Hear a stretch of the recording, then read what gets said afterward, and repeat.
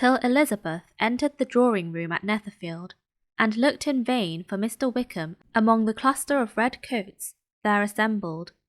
A doubt of his being present had never occurred to her. The certainty of meeting him had not been checked by any of those recollections that might not unreasonably have alarmed her. She had dressed with more than usual care, and prepared in the highest spirits for the conquest of all that remained unsubdued of his heart, trusting that it was not more than might be won in the course of the evening. But in an instant arose the dreadful suspicion of his being purposely omitted for Mr. Darcy's pleasure in the Bingleys' invitation to the officers, and though this was not exactly the case, the absolute fact of his absence was pronounced by his friend Denny, to whom Lydia eagerly applied, and who told them that Wickham had been obliged to go to town on business the day before, and was not yet returned, adding, with a significant smile, "I do not imagine his business would have called him away just now, if he had not wanted to avoid a certain gentleman here." This part of his intelligence, though unheard by Lydia, was caught by Elizabeth, and, as it assured her that Darcy was not less answerable for Wickham's absence than if her first surmise had been just, every feeling of displeasure against the former was so sharpened by immediate disappointment, that she could hardly reply with tolerable civility to the polite inquiries which he directly afterwards approached to make. Attendance, forbearance, patience with Darcy was injured to Wickham. She was resolved against any sort of conversation with him, and turned away with a degree of ill humour which she could not wholly surmount even in speaking to Mr. Bingley, whose blind partially provoked her. But Elizabeth was not formed for ill humour, and though every prospect of her own was destroyed for the evening, it could not dwell long on her spirits, and having told all her griefs to Charlotte Lucas, whom she had not seen for a week, she was soon able to make a voluntary transition to the oddities of her cousin, and to point him out to her particular notice. The first two dances, however, brought a return of distress. They were dances of mortification. Mr. Collins, awkward and solemn, apologizing instead of attending, and often moving wrong without being aware of it, gave her all the shame and misery which a disagreeable partner for a couple of dances can give. The moment of her release from him was ecstasy. She danced next with an officer, and had the refreshment of talking of Wickham, and of hearing that he was universally liked. When those dances were over, she returned to Charlotte Lucas, and was in conversation with her when she found herself suddenly addressed by Mr. Darcy, who took her so much by surprise in his application for her hand, that, without knowing what she did, she accepted him. He walked away again immediately, and she was left to fret over her own want of presence of mind. Charlotte tried to console her. "I dare say you will find him very agreeable." "Heaven forbid! That would be the greatest misfortune of all, to find a man agreeable whom one is determined to hate. Do not wish me such an evil." When the dancing recommenced, however, and Darcy approached to claim her hand, Charlotte could not help cautioning her in a whisper not to be a simpleton, and allow her fancy for Wickham to make her appear unpleasant in the eyes of a man 10 times his consequence. Elizabeth made no answer, and took her place in the set, amazed at the dignity to which she was arrived in being allowed to stand opposite to Mr. Darcy, and reading in her neighbours' looks their equal amazement in beholding it. They stood for some time without speaking a word, and she began to imagine that their silence was to last through the 2 dances, and at first was resolved not to break it, till suddenly fancying that it would be the greater punishment to her partner to oblige him to talk. She made some slight observation on the dance. He replied, and was again silent. After a pause of some minutes, she addressed him a second time with, "It is your turn to say something now, Mr. Darcy. I talked about the dance, and you ought to make some sort of remark on the size of the room or the number of couples." He smiled and assured her that whatever she wished him to say should be said. "Very well, that reply will do for the present. Perhaps by and by I may observe that private balls are much pleasanter than public ones. But now we may be silent. Do you talk by rule then while you are dancing?" "Sometimes. One must speak a little, you know. It would look odd to be entirely silent for half an hour together, and yet for the advantage of some, conversation ought to be so arranged as that they may have the trouble of saying as little as possible." "Are you consulting your own feelings in the present case? Or do you imagine that you are gratifying mine?" "Both," replied Elizabeth archly, "for I have always seen a great similarity in the turn of our minds. We are each of an unsocial, taciturn disposition, unwilling to speak, unless we expect to say something that will amaze the whole room, and be handed down to posterity with all the eclat of a proverb. This is no very striking resemblance of your own character, I am sure," said he. "How near it may be to mine, I cannot pretend to say. You think it a faithful portrait undoubtedly. I must not decide on my own performance." He made no answer, and they were again silent till they had gone down the dance, when he asked her if she and her sisters did not very often walk to Meryton. She answered in the affirmative, and, unable to resist the temptation, added, "When you met us there the other day, we had just been forming a new acquaintance." The effect was immediate. A deeper shade of hauteur overspread his features, but he said not a word, and Elizabeth, though blaming herself for her own weakness, could not go on. At length Darcy spoke, and in a constrained manner said, "Mr. Wickham is blessed with such happy manners as may ensure his making friends. Whether he may be equally capable of retaining them is less certain."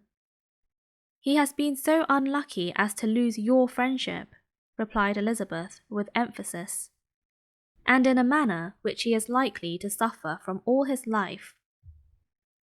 Darcy made no answer, and seemed desirous of changing the subject.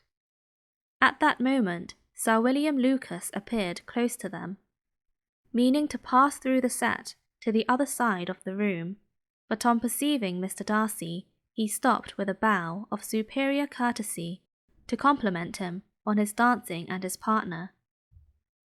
"I have been most highly gratified indeed, my dear sir. Such very superior dancing is not often seen. It is evident that you belong to the first circles.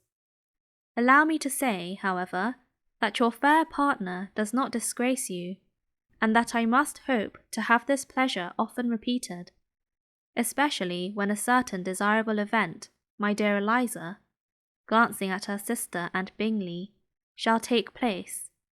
What congratulations will then flow in! I appeal to Mr. Darcy. But let me not interrupt you, sir.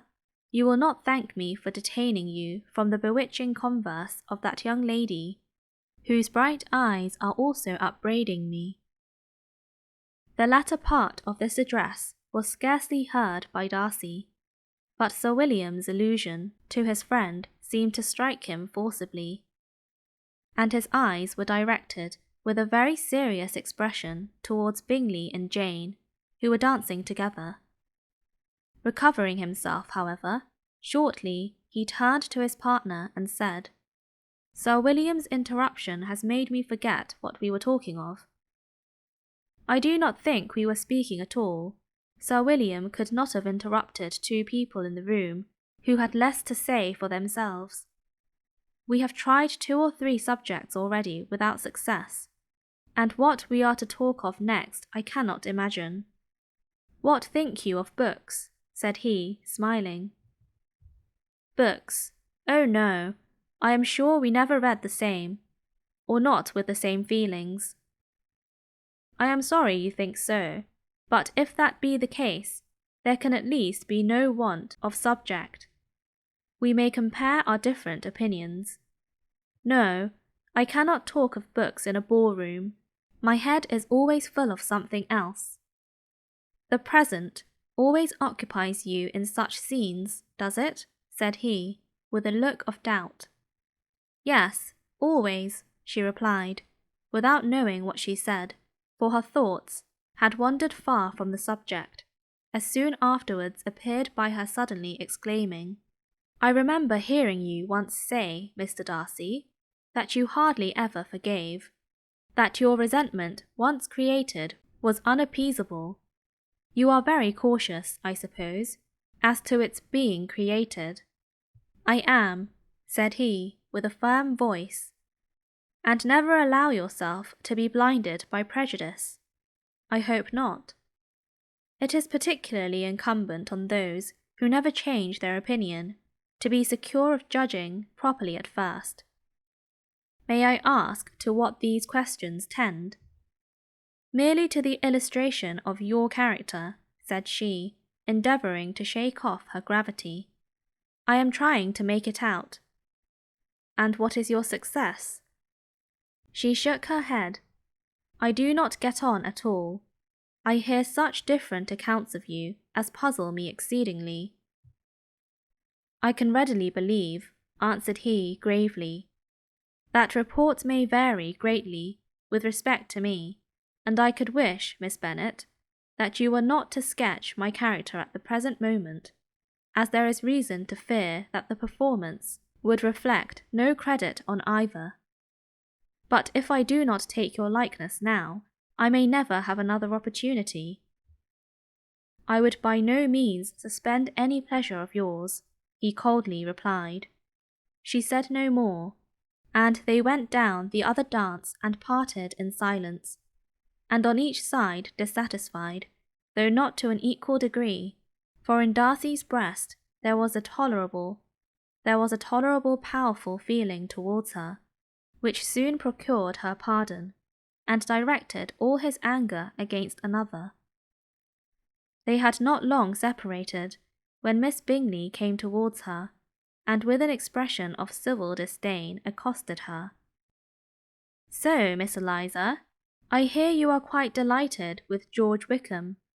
Your sister has been talking to me about him, and asking me 1,000 questions. And I find that the young man quite forgot to tell you, among his other communication, that he was the son of old Wickham, the late Mr. Darcy's steward.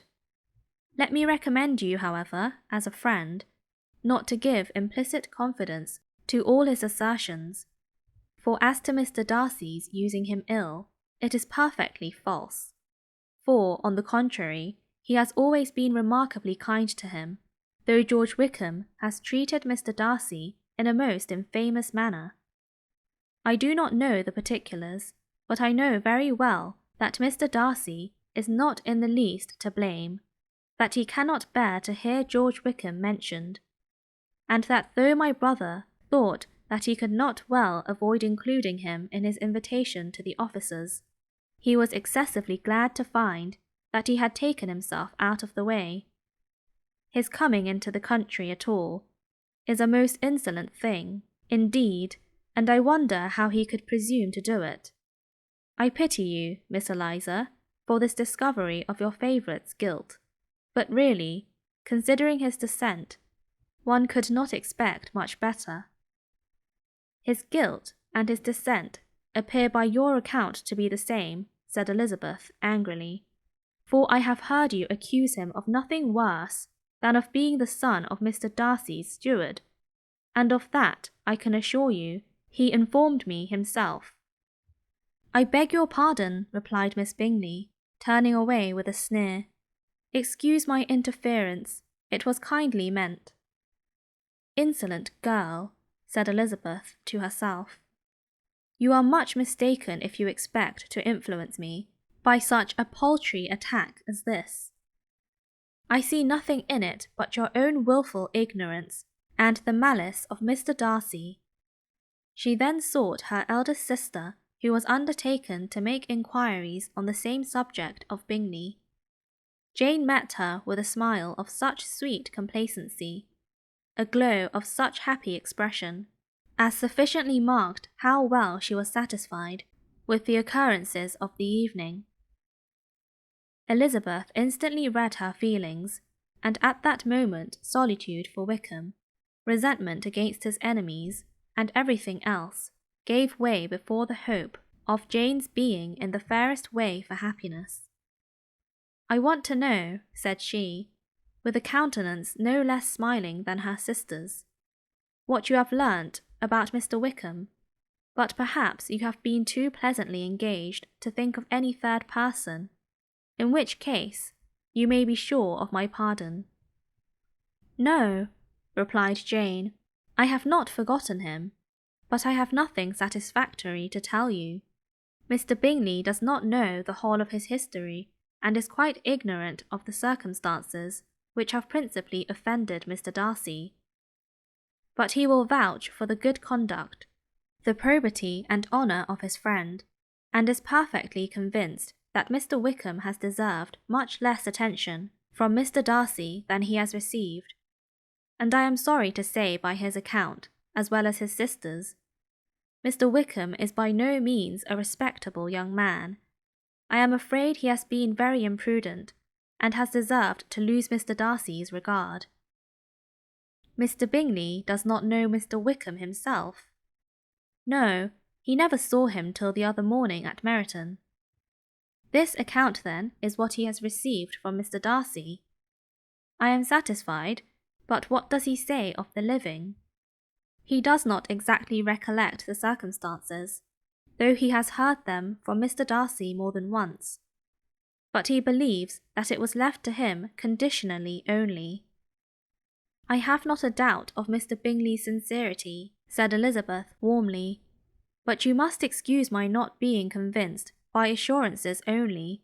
Mr. Bingley's defence of his friend was a very able one, I dare say, but since he is unacquainted with several parts of the story, and has learnt the rest from that friend himself, I shall venture to still think of both gentlemen as I did before."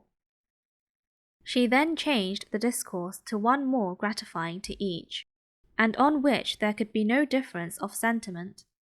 Elizabeth listened with delight to the happy, though modest hopes, which Jane entertained of Mr. Bingley's regard, and said all in her power to heighten her confidence in it. On their being joined by Mr. Bingley himself, Elizabeth withdrew to Miss Lucas, to whose inquiry after the pleasantness of her last partner she had scarcely replied before Mr. Collins came up to them, and told her with great exultation that he had just been so fortunate as to make a most important discovery. "I have found out," said he, "by a singular accident, that there is now in the room a near relation of my patroness. I happened to overhear the gentleman himself mentioning to the young lady who does the honours of the house the names of his cousin Mr. Bower, and of her mother Lady Catherine. How wonderfully these sort of things occur! Who would have thought of my meeting with, perhaps, a nephew of Lady Catherine de Bower in this assembly? I am most thankful that the discovery is made in time for me to pay my respects to him, which I am now going to do, and trust he will excuse my not having done it before. My total ignorance of the connection must plead my apology. You are not going to introduce yourself to Mr. Darcy?" "Indeed I am. I shall entreat his pardon for not having done it earlier. I believe him to be Lady Catherine's nephew. It will be in my power to assure him that her ladyship was quite well yesterday se'night." Elizabeth tried hard to dissuade him from such a scheme, assuring him that Mr. Darcy would consider his addressing him without introduction as an impertinent freedom, rather than a compliment to his aunt, that it was not in the least necessary there should be any notice on either side, and that if it were, it must belong to Mr. Darcy, the superior in consequence, to begin the acquaintance. Mr. Collins listened to her with the determined air of following his own inclination, and, when she ceased speaking, replied thus: "My dear Miss Elizabeth, I have the highest opinion in the world in your excellent judgment in all matters, within the scope of your understanding, but permit me to say that there must be a wide difference between the established forms of ceremony against the laity, and those which regulate the clergy, for give me leave to observe that I consider the clerical office as equal in point of dignity with the highest rank in the kingdom, provided that a proper humility of behaviour is at the same time maintained. You must therefore allow me to follow the dictates of my conscience on this occasion, which leads me to perform what I look on as a point of duty. Pardon me for neglecting to profit by your advice, which on every other subject shall be my constant guide, though in the case before us I consider myself more fitted by education and habitual study to decide on what is right than a young lady like yourself." And with a low bow he left her to attack Mr. Darcy, whose reception of his advances she eagerly watched, and whose astonishment at being so addressed was very evident. Her cousin prefaced his speech with a solemn bow, and though she could not hear a word of it, she felt as if hearing it all, and saw in the motion of his lips the words apology, Hunsford, and Lady Catherine de Bower.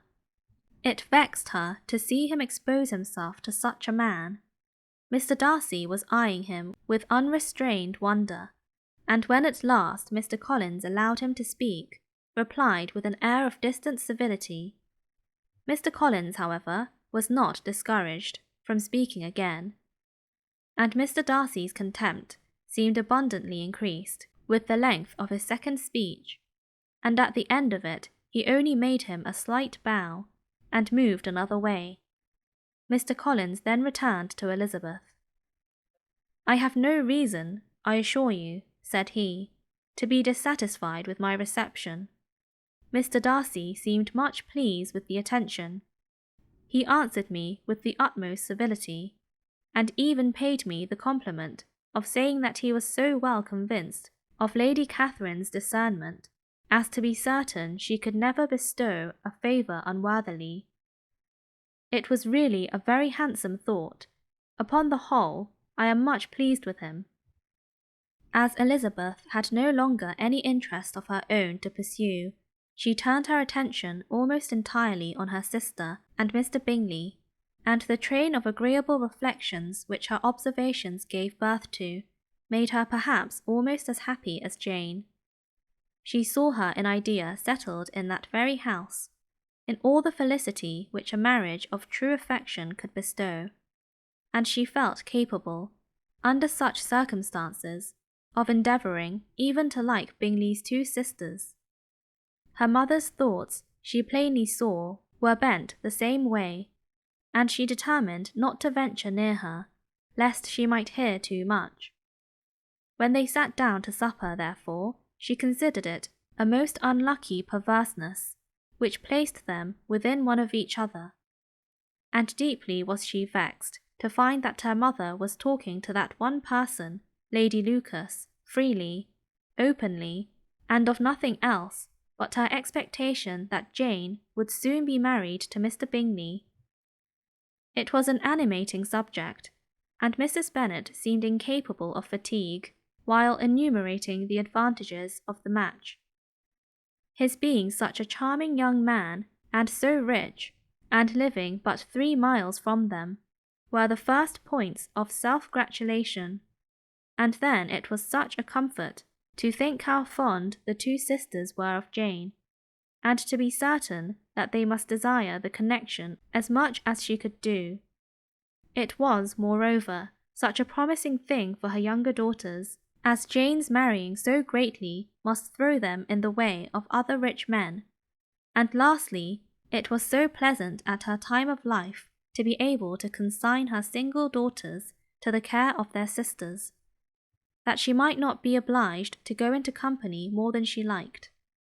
It was necessary to make this circumstance a matter of pleasure, because on such occasions it is the etiquette, but no one was less likely than Mrs. Bennet to find comfort in staying home at any period of her life. She concluded with many good wishes that Lady Lucas might soon be equally fortunate, though evidently and triumphantly believing there was no chance of it.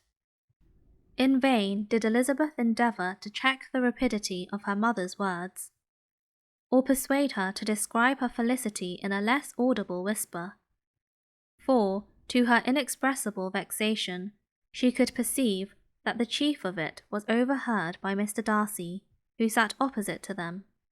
Her mother only scolded her for being nonsensical. "What is Mr. Darcy to me, pray, that I should be afraid of him?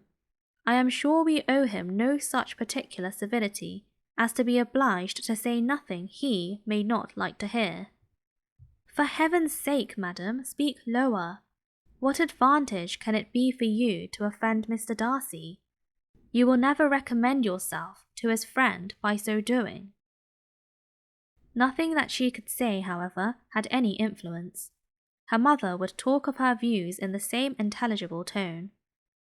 Elizabeth blushed and blushed again with shame and vexation. She could not help frequently glancing her eye at Mr. Darcy, though every glance convinced her of what she dreaded, for though he was not always looking at her mother, she was convinced that his attention was invariably fixed by her. The expression of his face changed gradually from indignant contempt to a composed and steady gravity.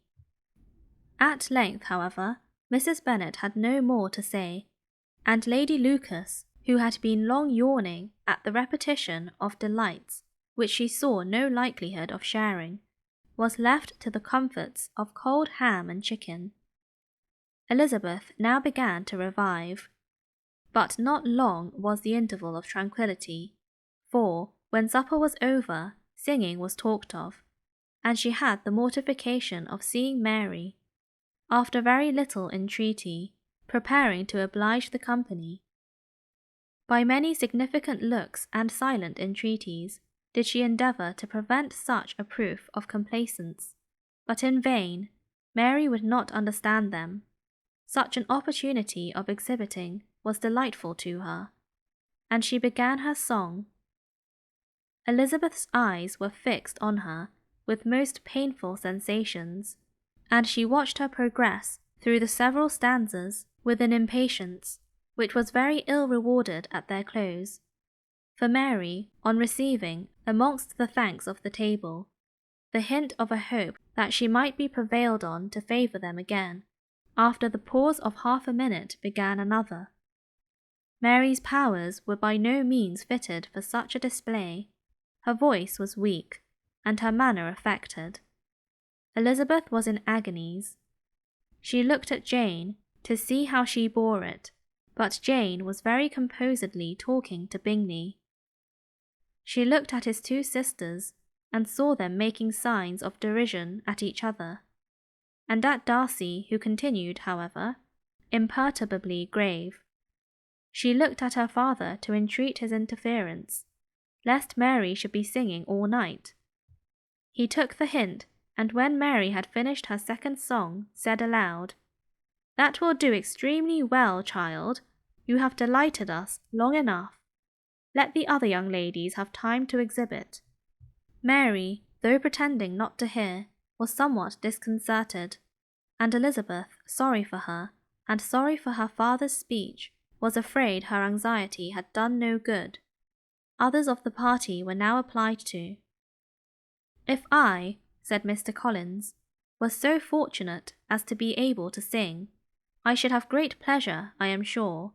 in obliging the company with an air, for I consider music as a very innocent diversion, and perfectly compatible with the profession of a clergyman.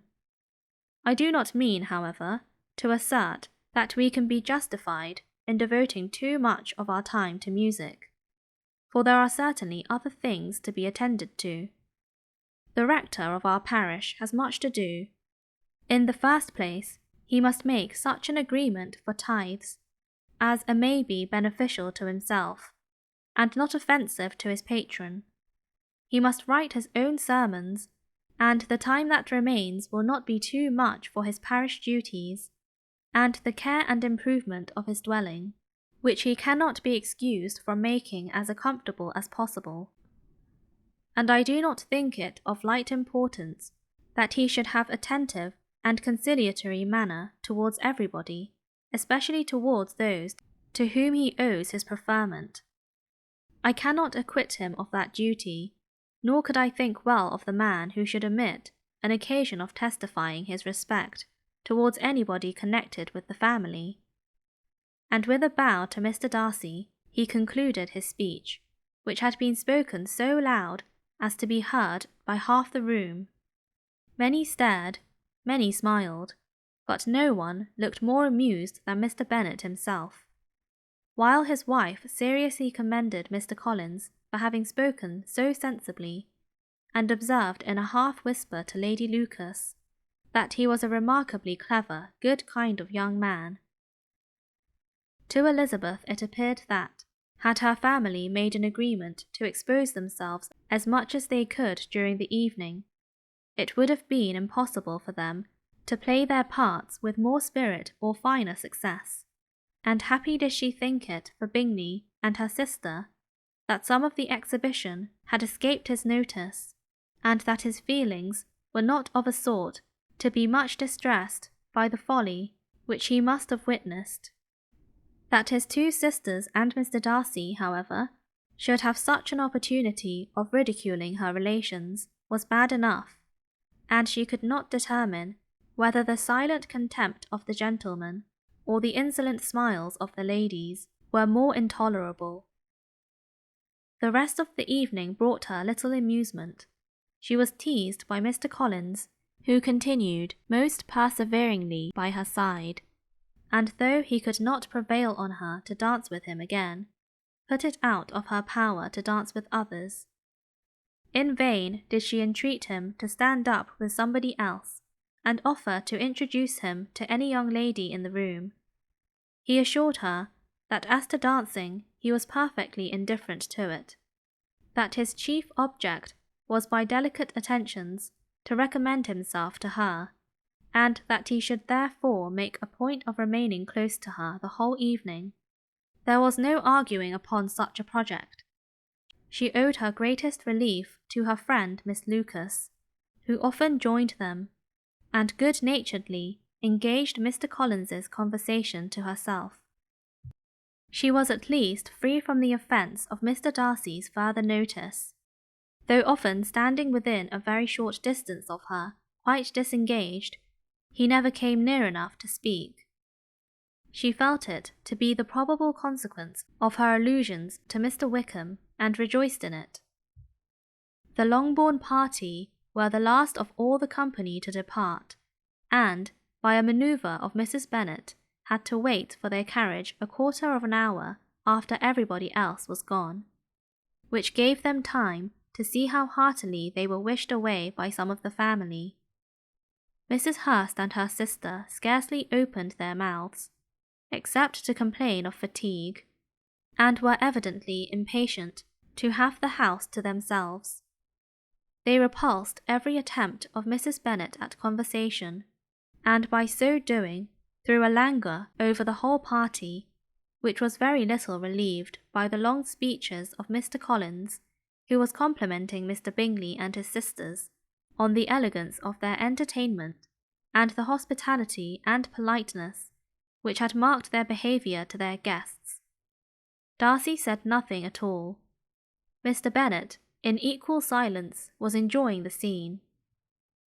Mr. Bingley and Jane were standing together, a little detached from the rest, and talked only to each other.